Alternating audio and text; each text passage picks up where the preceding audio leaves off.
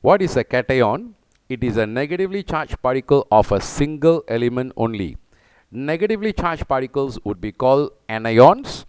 Okay, of course, if it is made up of a single element, okay, such as chloride, bromide, iodide, and so forth, or oxides or whatsoever, so we will call them as a simple anions. If it is a positively charged particle, then of course it's called a cation. A cation can be made up of a single element, okay, in which case you will call it simple cation, or it can be made up of more than one element like ammonium, NH4, which actually contains nitrogen and hydrogen as a complex ion, but it is still positively charged, right? So it can be a complex cation. So this option B restricts you to a simple cation only. So therefore, this is not right. Okay. Option D, if you look at it, it is a positively charged particle. A cation simply means it's a positively charged particle.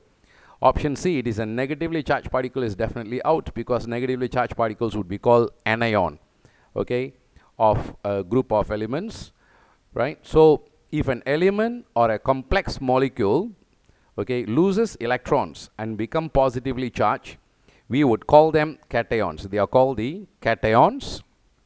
Examples of cations would be like hydrogen ion, okay, which is written as H plus ion, or sodium ion, Na plus.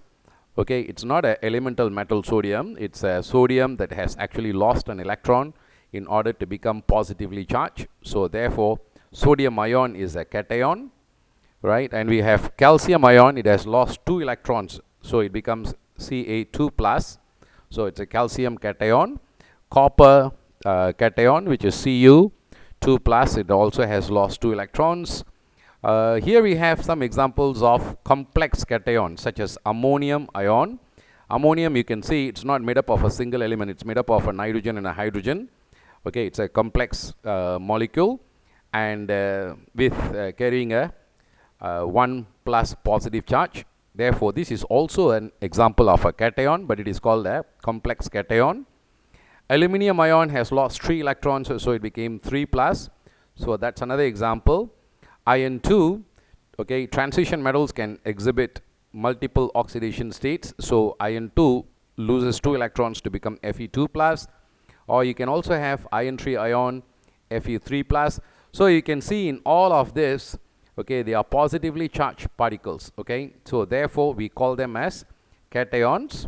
So hence the answer for this is option D, which says it is a positively charged particle, and any positively charged particles would be simply called a cation.